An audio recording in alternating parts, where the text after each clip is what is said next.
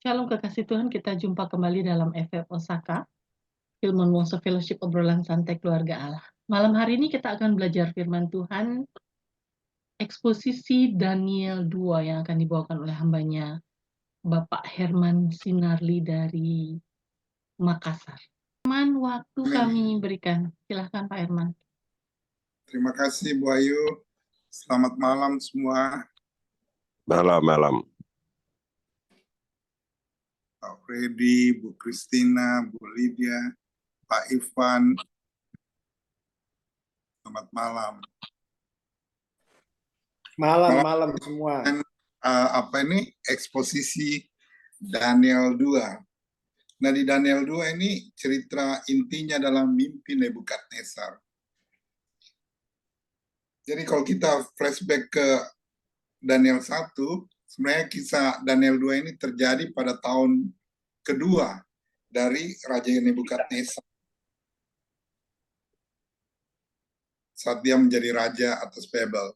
Jadi pada zaman Raja Yoyakim menjadi raja di Yehuda, Yoyakim dan Yerusalem itu dikalahkan oleh Nebukadnezar. Karena dikalahkan, dia membawa banyak sekali orang-orang tawanan dari Yehuda. Jadi diantaranya banyak keluarga raja yang dia bawa ke dalam pembuangan di Babel, termasuk Daniel. Jadi saat itu Daniel adalah orang muda yang memiliki roh yang luar biasa, memiliki karisma hidup di atas rata-rata. Nah, dalam bahasa Ibrani, nama Daniel itu memiliki arti Tuhanlah hakimku. Jadi kata hakim sendiri memiliki makna yang sangat luar biasa. Suatu gambaran tentang kebijaksanaan yang di dalamnya terkandung hikmat, kekudusan, intelektual, dan integritas.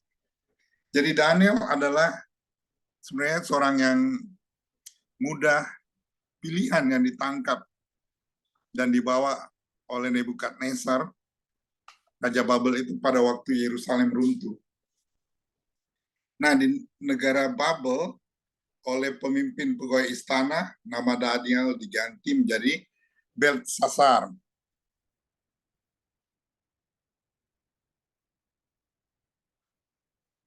Daniel dan para pemuda lainnya, waktu berada di pembuangan itu, grafik kehidupan Daniel bukannya sebenarnya Daniel dan para pemuda lainnya yang dianggap cakap itu dididik selama 3 tahun. Nah, sebenarnya pendidikan di Babel ini terhadap mereka itu sebenarnya ingin membentuk perilaku mereka maupun iman mereka sesuai dengan yang berlaku di Babel. Namun Daniel, dan kalau kita tahu ada 3 sahabatnya itu tidak terpengaruh.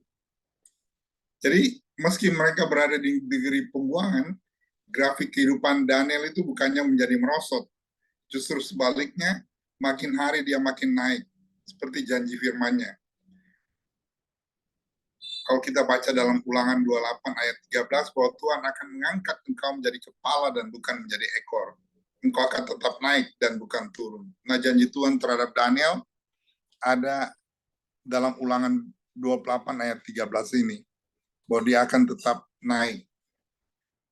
Nah, Daniel orangnya bersifat tegas dan tidak mau kompromi sedikit pun dengan dosa, dan tetap berkomitmen untuk menjaga kesucian hidup.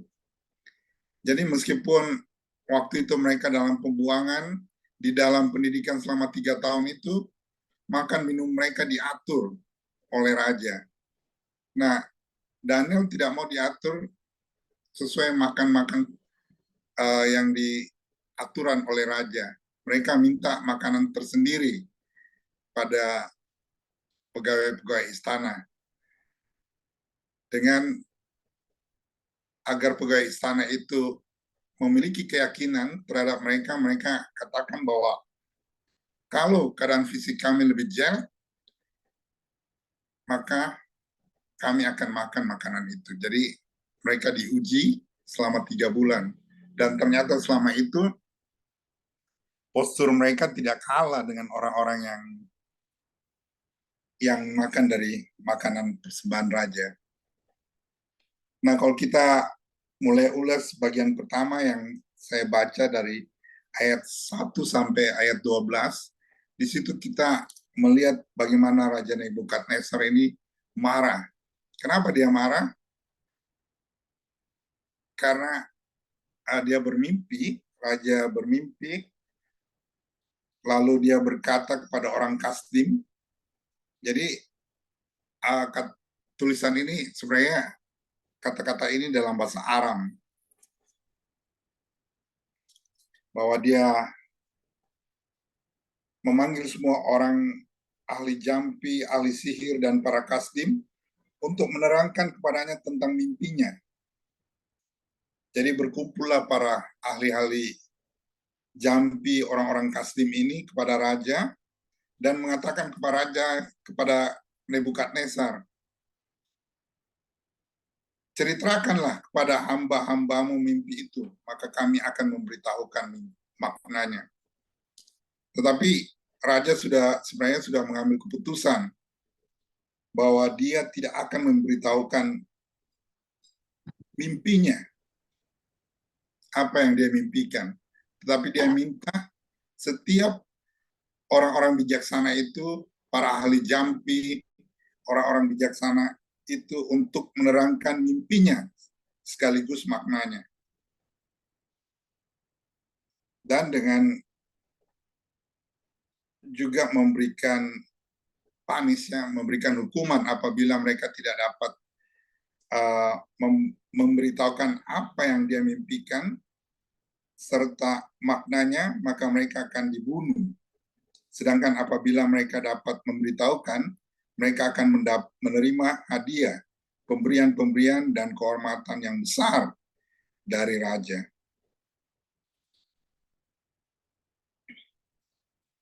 Tetapi orang-orang Kasdim itu sekali lagi meminta raja menceritakan mimpinya. Cuma raja sudah kelampau murka, marah, sehingga dia mengatakan bahwa engkau cuma mengulur-ulur waktu karena engkau tidak tahu. Tetapi para Kasdim itu juga menjawab raja bahwa tidak ada seorang pun yang dapat memberitahukan apa yang diminta oleh raja, dan tidak pernah ada seorang manapun agungnya meminta hal yang demikian. Nah, jawaban ini justru membuat Raja Nebukadnezar sangat geram dan murka. Lalu dititahkannya untuk melenyapkan seluruh orang bijaksana di Babel. Nah, menurut saya mungkin para Kasdim ini pernah, karena sejarah-sejarah dari negara lain mungkin pernah dibawa ke mereka ya. Mereka pernah mendengar atau membaca kisah Yusuf di zaman Firaun. Bagaimana Yusuf bisa mengartikan mimpi Firaun.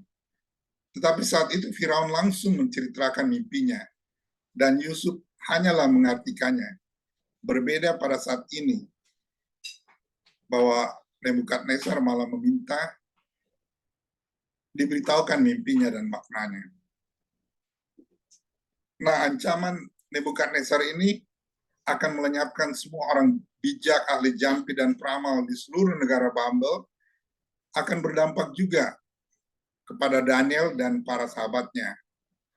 Maka Daniel meminta menghadap kepada raja, dan pada raja ia meminta diberi waktu untuk memberitahu makna itu kepada raja.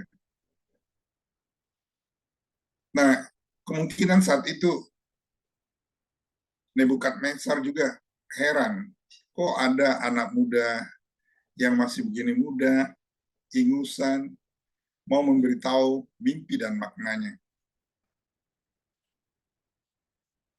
Nah, kalau kita tahu bahwa Daniel adalah juga manusia biasa saja seperti kita, tetapi karena dia merasa juga terbatas kekuatannya, jadi dia berkeputusan untuk berdoa pada Tuhan, dan dia memberitahu kepada sahabat teman-temannya, yaitu Hanaya, Misael, dan Asaria, agar mau memohon kasih sayang pada Allah semesta langit mengenai rahasia mimpi raja. Nah, karena Daniel ini orang yang setia pada Allah Israel, Dia tidak perlu meminta petunjuk, berdiskusi dengan orang-orang bijak lainnya yang ada di Babel. Dia tidak perlu, meskipun orang-orang bijak itu mungkin kelihatannya berkarisma, mungkin jenggotnya panjang ya, saya bisa bayangkan itu. Tetapi Daniel tahu bahwa ilah yang mereka sembah itu adalah ilah palsu. Dan dia tahu Allah Israel adalah Allah yang sesungguhnya. Nah, maka Daniel dan teman-temannya berdoa. Seperti kalau kita tahu dalam Matius 18 sampai 9 Matius 18 19 sampai 20 dikatakan bahwa kumpulan doa orang benar sangat besar kuasanya. Nah, akhirnya rahasia mimpi itu disingkapkan pada Daniel dalam suatu penglihatan malam. Nah, saat Daniel disingkapkan, dia memuji Tuhan. Kalau kita lihat pujian Daniel itu ada dalam ayat 20 sampai 23. Berkatalah Daniel, terpujilah nama Allah dari selama-lamanya sampai selama-lamanya, sebab dari dialah hikmat dan kekuatan. Nah, kemungkinan kata-kata ini dilakukan oleh Daniel seperti Mazmur. Dia mengubah saat dan waktu. Dia memecat raja dan mengangkat raja. Dia memberi hikmat kepada orang bijak dan pengetahuan kepada orang yang berpengertian. Dialah yang menyingkapkan hal-hal yang tidak terduga dan yang tersembunyi. Dia tahu apa yang ada di dalam gelap dan terang ada padanya. Ya Allah nenek moyangku, kupuji dan kumuliakan Engkau, sebab Engkau mengaruniakan kepadaku hikmat dan kekuatan, dan telah memberitahukan kepadaku sekarang apa yang kami mohon padamu. Engkau telah memberitahukan kepada kami hal yang dipersoalkan raja. Nah, mungkin kata-kata Yesus di Matius itu diambil juga dari peristiwa ini, bahwa setiap orang benar apapun yang dia minta itu akan dikabulkan. Dan kata lirik Daniel ini antara ayat 20 sampai 23 memang kalau saya lihat ini mungkin lirik, mungkin dinyanyikan oleh Daniel ya. Karena begitu indah kata-katanya. Itu luar biasa. Bagaimana Daniel memuji Allah yang luar biasa yang menyingkapkan apapun. Setelah kepada Daniel disingkapkan mimpi raja dan maknanya, maka Daniel menghadap raja. Dia menghadap raja kembali dan memberitahukan kepada Aryok untuk mengantar, sehingga Aryok segera membawa Daniel menghadap raja dan berkata kepada raja demikian, aku telah mendapat seorang dari antara orang-orang buangan dari Yehuda yang dapat memberitahukan makna itu pada raja. Nah, raja bertanya kepada Daniel yang namanya Belteshazzar, sungguhkah engkau memberitahukan kepadaku mimpi yang telah kulihat itu dengan maknanya juga? Daniel menjawab kepada raja, rahasia yang ditanyakan tuanku raja tidaklah dapat diberitahukan kepada raja oleh seorang bijaksana, ahli jampi, orang berilmu, dan ahli nujum. Jadi Daniel mengakui di depan Raja Nebukadnezar bahwa bukan dari dialah, tetapi dari Allah yang dia sembah. Tidak ada seorang bijaksana pun, termasuk ahli-ahli jampi yang ada di Kasdim. Seluruhnya tidak ada yang dapat memberikan mimpi dan maknanya itu pada raja, selain Allah yang disembah oleh Daniel. Nah, Allah lah yang dikatakan memunculkan dan menurunkan kerajaan. Kalau kita baca kembali dalam Daniel 26 sampai 36. Jadi Daniel menyampaikan kepada raja bahwa dalam mimpi raja melihat suatu patung yang amat besar. Patung itu tinggi berkilo-kilo, luar biasa, tegak di depan tuanku, dan tampak mendahsyatkan.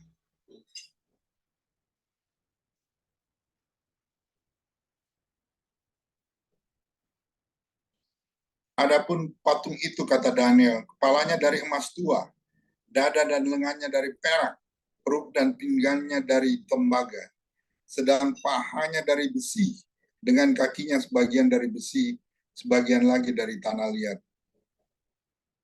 Sementara tuanku melihatnya terungkik sebuah batu tanpa perbuatan tangan manusia, lalu menimpa patung itu tepat pada kakinya yang dari besi dan tanah liat itu, sehingga remuk.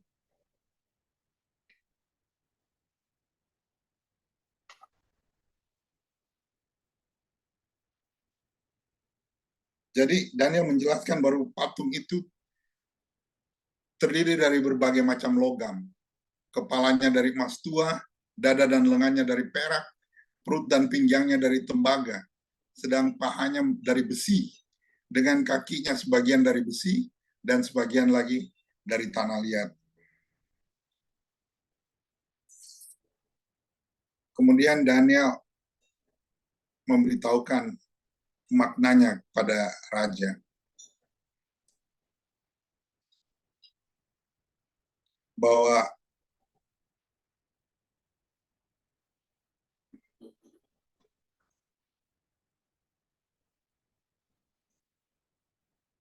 raja adalah kepala dari emas itu, mengartikan kerajaan Babel yang saat itu diperintahkan oleh Raja Nebukadnezar, dan yang ke dalam zamannya telah diserahkan anak-anak manusia dimanapun mereka berada, binatang-binatang di padang dan burung-burung di udara, dan yang dibuatnya menjadi kuasa atas semuanya. Tuankulah, kata Daniel, kepala dari emas itu. Tetapi sesudah Tuanku muncul suatu kerajaan lain yang kurang besar dari kerajaan Tuanku. Kemudian suatu kerajaan lagi, yakni yang ketiga dari tembaga, yang akan berkuasa atas seluruh bumi. Sesudah itu akan ada suatu kerajaan yang keempat, yang keras seperti besi, tepat seperti besi yang meremukkan dan menghancurkan segala sesuatu, dan seperti besi yang luluhkan. Maka kerajaan ini akan meremukkan dan menghancur luluhkan semuanya. Dan seperti Tuanku lihat kaki dan jari-jarinya sebagian dari tanah liat, tukang periuk, dan sebagian lagi dari besi. Itu berarti bahwa kerajaan itu terbagi menjadi kerajaan itu juga keras seperti besi, sesuai dengan Tuanku lihat besi itu bercampur dengan tanah liat. Tetapi sebagian jari-jari kaki itu sebagian dari besi, dan sebagian lagi dari tanah liat. Demikianlah kerajaan itu menjadi keras sebagian dan rapuh sebagian. Nah, seperti Tuanku lihat besi bercampur dengan tanah liat, itu berarti mereka akan bercampur oleh perkawinan, tetapi tidak akan merupakan suatu kesatuan. Seperti besi tidak dapat bercampur dengan tanah liat. Nah, kalau ini yang dijelaskan oleh Daniel bahwa ada kerajaan pertama, yaitu kerajaannya Nebukadnezar, kerajaan Babel yang dari emas, dan kerajaan kedua, ketiga, Daniel jelaskan bahwa itu dari perak yang lebih di bawah kekuasaannya dari Raja Babel. Namun dia tidak memberitahukan kerajaan apa itu. Nah, kita yang hidup di saat ini, kita bisa jelaskan bahwa kepala dari emas tua itu mengartikan kerajaan Babel saat itu. Jadi saat Raja Nebukadnezar menjadi Raja Babel, dia menjadi negara yang superpower. Dalam Yeremia 15 ayat 7 dikatakan Babel seperti piala emas di tangan Tuhan yang memabukkan seluruh bumi. Dada dan lengannya dari perak menyatakan kerajaan Persia yang akan muncul menggantikan Babel. Jadi kerajaan Persia ini didirikan oleh Cyrus yang Agung tahun 539 sebelum Masehi. Itu setelah kejatuhan Babel. Sedangkan perut dan pinggangnya dari tembaga adalah kerajaan Yunani yang didirikan oleh Alexander Agung tahun 330 sebelum Masehi yang mengambil alih kekuatan Persia. Pahanya yang dari besi dengan kakinya sebagian dari besi dan sebagian lagi dari tanah liat adalah kerajaan Roma. Jadi setelah kerajaan Yunani, Roma muncul menjadi kekuatan yang baru. Dan jajahannya paling luas, namun juga ada daerahnya yang begitu lemah. Dan artinya kita tahu dari sejarah, Roma hancur karena peperangan sipil yang membuatnya semakin lemah, dan akhirnya bangsa barbar lebih mudah untuk menghancurkannya. Nah, selanjutnya dikatakan oleh Daniel bahwa pada ayat 45 kita lihat bahwa tepat seperti yang Tuhan kulihat bahwa tanpa perbuatan tangan manusia, sebuah batu terungkit lepas dari gunung dan merubuhkan besi, tembaga, tanah liat, perak, dan emas itu.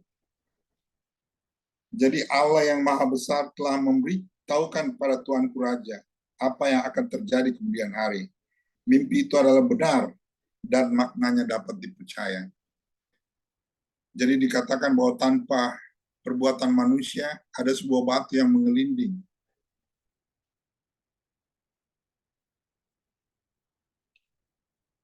Nah, kalau kita tahu di sini bahwa hanya Allah lah yang mengenapi kehendaknya.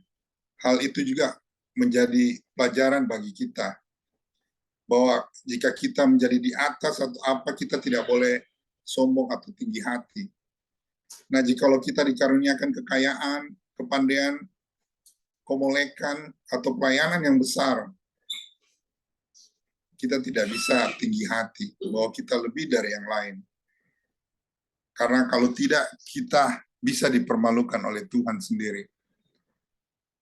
Nah, kalau kita lihat juga zaman sekarang ini banyak orang-orang yang hidup di negara yang maju ya, seperti Eropa dan Amerika juga, itu mereka merasa jauh lebih tinggi dibanding orang-orang yang hidup di negara berkembang atau negara miskin. Mereka menganggap pengetahuan mereka lebih hebat karena mereka berada di negara maju. Bahkan banyak orang-orang di negara maju malah tidak butuh yang namanya Tuhan. Mereka tidak butuh namanya Yesus Kristus sebagai juru dan selamat. Dan banyak yang berubah menjadi ateis. Nah, Tuhan tidak ingin itu terjadi. Nah, kalau kita lihat di ayat 46 sampai ayat yang terakhir 49, setelah Daniel memberi penjelasan ini, Raja Nebukadnezar menyadari. Jadi dia sadar bahwa Allah Daniel adalah Allah yang sejati, yang memiliki kekuasaan atas segala ilah dan raja. Karena itu, Raja Nebukadnezar mengakui kebesaran Allah dan memberikan pujian padanya. Ayat 46 itu lalu sujudlah Raja Nebukadnezar serta menyembah Daniel. Juga dititahkannya mempersembahkan korban dan bau-bauan kepadanya. Berkatalah Raja kepada Daniel, sesungguhnya Allahmu itu Allah yang mengatasi segala Allah, dan yang berkuasa atas segala raja, dan yang menyingkapkan rahasia-rahasia, sebab engkau telah dapat menyingkapkan rahasia itu. Nah, pada saat itu sebenarnya awalnya Nebukadnezar juga kaget, karena semua orang bijak tidak dapat, namun Daniel bisa. Jadi akhirnya Raja menyembah Daniel. Nah, ini mungkin pertama kali Raja Nebukadnezar dalam hidupnya menyembah manusia. Kita tahu bagaimana dahsyatnya Nebukadnezar. Dia menyerang Yerusalem, bahkan diceritakan waktu itu juga dia menyerang Mesir. Sampai Mesir tidak punya apa-apa. Luar biasa Nebukadnezar. Malah dia menyembah Daniel. Dia berlutut. Nah, yang tadinya Raja merasa dia adalah Tuhan dan menyuruh semua manusia tunduk kepadanya. Dan begitu melihat kuasa Daniel, Raja langsung tercengang, walaupun saat itu dia belum betul-betul percaya mungkin ya. Akhirnya Daniel diberikan banyak hadiah, penghargaan, jabatan. Nah, jabatan itu yang malah Daniel menyorong teman-temannya untuk menerima jabatan itu, yaitu menjadi penguasa atas Babel. Jadi kalau kita lihat ayat ini menunjukkan pengakuan Raja Nebukadnezar terhadap Allah yang memberikan penyingkapan rahasia itu pada Daniel dan mengakui kekuasaan Allah di atas segala ilah dan raja. Ini menunjukkan bahwa bahkan seorang raja yang kuat dan berkuasa seperti Nebukadnezar akhirnya harus tunduk pada kebesaran Allah. Nah, apa yang hendak kita renungkan dari seluruh nasi ini? Kita bisa melihat ada beberapa pelajaran yang dapat kita renungkan. Yang pertama adalah kebesaran Allah. Jadi pernyataan ini menegaskan bahwa Allah adalah yang maha tinggi, di atas segala ilah. Kalau tadi Pak Freddy ingatkan Tuhan dan Allah, mungkin bisa dikatakan di atas segala Tuhan, huruf kecil ya, dan kekuasaan manusia. Ini mengingatkan kita untuk mengakui kebesaran dan kekuasaan Allah yang tak terbatas. Kedua, kekuasaan Allah atas raja. Jadi meskipun raja-raja mungkin memiliki kekuasaan besar di dunia ini, akhirnya mereka tunduk pada kekuasaan Allah. Ini menunjukkan bahwa tidak ada yang bisa bersaing dengan kekuasaan dan ketentuan Allah. Yang ketiga, penyingkapan rahasia. Jadi Allah adalah yang maha tahu, mengetahui, dan maha bijaksana. Dia adalah satu-satunya yang memiliki kemampuan untuk menyembunyikan dan menyingkap rahasia. Nah, ini mengajarkan pada saya untuk mempercayakan sesuatu hal kepadanya. Karena dia adalah satu-satunya yang tahu segala-galanya. Kita belum tahu, dia sudah tahu. Keempat, pengakuan kebenaran. Raja Nebukadnezar meskipun awalnya tidak mengenal Allah Daniel, akhirnya mengakui kebenaran dan kekuasaan Allah setelah melihat keajaiban dan kebijaksanaan yang ditunjukkan oleh Daniel. Ini mengingatkan saya tentang pentingnya membuka hati dan pikiran kita untuk menerima kebenaran, bahkan jika itu datang dari sumber yang tidak terduga. Nah, Raja Nebukadnezar yang tidak percaya Allah saja melihat hal ini, dia percaya. Bagaimana kita yang sudah percaya, Bapak Ibu? Karena itu, dengan renungan itu, kita dapat menguatkan iman kita akan dalam kebesaran Allah. Mengakui bahwa dia adalah sumber segala kebijaksanaan dan penyingkapan rahasia, dan bahwa tidak ada kekuasaan manusia yang dapat menandinginya. Nah, kalau saya bisa bilang kenapa Daniel bisa begitu cepat diberikan hikmat penglihatan oleh Allah, karena ada di kitab Daniel juga dikatakan bahwa waktu Daniel dijebak itu diceritakan bahwa Daniel itu berdoa 3 kali sehari. Jadi mungkin pada saat-saat doa itulah dia menjalin hubungan yang erat dengan Tuhan. Dia mengenakan fellowship bersama Tuhan. Sehingga dia mengetahui siapa Allah yang dia sembah. Siapa Allah yang besar yang selama ini yang dia ikuti. Demikian Bu Ayu, apa yang bisa saya sampaikan. Terima kasih atas semua ini. Terima kasih atas kesempatannya.